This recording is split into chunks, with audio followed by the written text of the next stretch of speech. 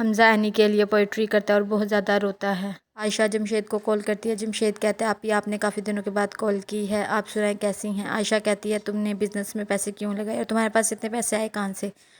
تو جمشید کہتا ہے میں نے کہیں ایکسچینج میں لگائے ہوئے تھے اور تھوڑا بہت بزنس میں پروفٹ آ رہا تھا تو میں نے لگا دیا۔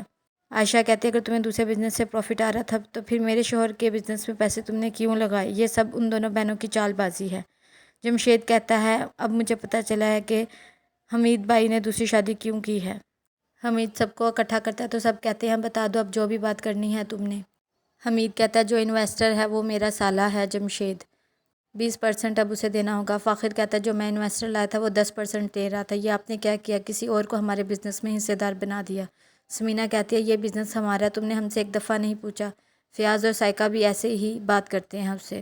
فاخر کہتا ہے تمہارا جمشید ماما لالچی اور تمہارا باپ بہت ہی اکڑ ہے ان کے اندر، انہوں نے میرے بزنس کو تباہ کر دیا ہے، انویسٹر کے طور پر انہوں نے حصے دار بنا دیا ہے۔ اینی کہتی میرے ابا نے جو بھی فیصلہ کیا سوچ سمجھ کے کیا ہوگا یا ان کی کوئی مجبوری ہوگی۔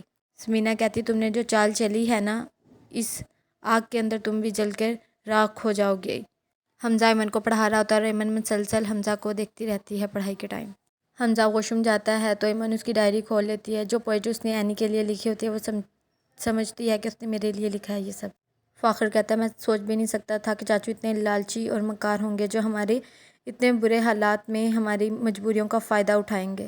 اس کی ماما کہتی ہے اب ہمیں سوچ سمجھ کے فیصلہ کرنا ہوگا، تمہیں ڈیلی آفس جانا ہوگا، نظر رکھنی ہوگی، اپنے بزنس کو سنبھالنا ہوگا تاکہ حمید کی یہ غلط فہمی دور ہو جائے کہ وہ ہمارے بزنس پر قبضہ کر سکتا ہے۔